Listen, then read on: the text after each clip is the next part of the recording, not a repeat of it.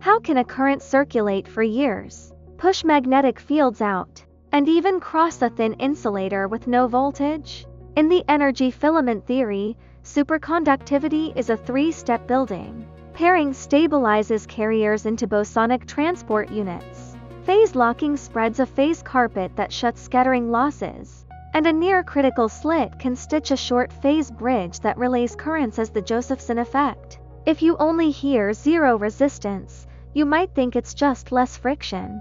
It's not less, it's a different regime of allowed loss pathways. Step 1 is pairing. An electron, in EFT language, is a stable single-loop winding whose outer layer interacts with the energy C and the lattice. In certain materials, cooling reduces lattice jitters and opens smoother tension corridors. And two electrons can pair with opposite loop orientations. This pairing doesn't make the world perfectly clean.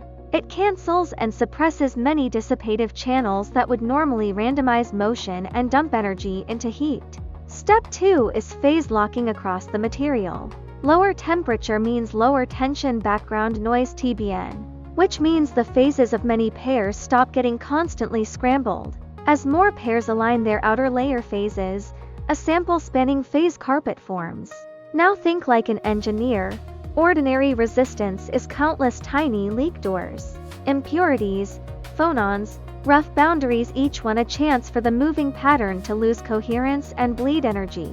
Once the carpet is strong, those doors become hard to open, the loss threshold rises sharply.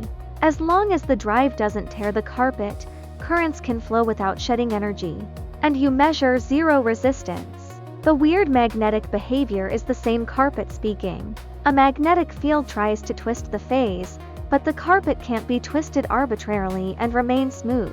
So screening currents appear at the surface and push the field out, Meissner expulsion. If the field is strong enough, some materials compromise by letting flux enter only as thin tubes, each one requiring the phase to wind by an integer number of turns. Flux quantization. Picture each tube as a hollow tension core with phases circulating around it. The tubes repel and can organize into geometric arrays. Same closure logic as vortices in superfluids, now wearing electromagnetic clothes. Then comes the Josephson part, which is the prettiest because it exposes what's really flowing. Put two superconductors close together, separated by a very thin insulator or weak metal, and the gap sits in a near-critical, subthreshold state. Not a wide-open conductor, not a dead wall. In that narrow gate, the phases on both sides can relay coherently, not by individual particles punching through, but by stitching a short phase bridge across the slit. If both sides keep the same beat, the bridge transmits phase steadily and a DC supercurrent flows with zero bias, DC Josephson. If you impose a beat difference by applying a voltage or driving with radio frequency, the phase difference evolves in time, and the current oscillates, AC Josephson. Add an external rhythm and the junction can lock to it, producing tidy step-like plateaus. Because phase is now being forced to keep time with an outside metronome. The full story is one chain, pairing up to stabilize, lock phase to close loss channels. And when the gap is thin enough, stitch a bridge so coherence hands off across the barrier. Tap follow, share it on New Physics, Clear Universe.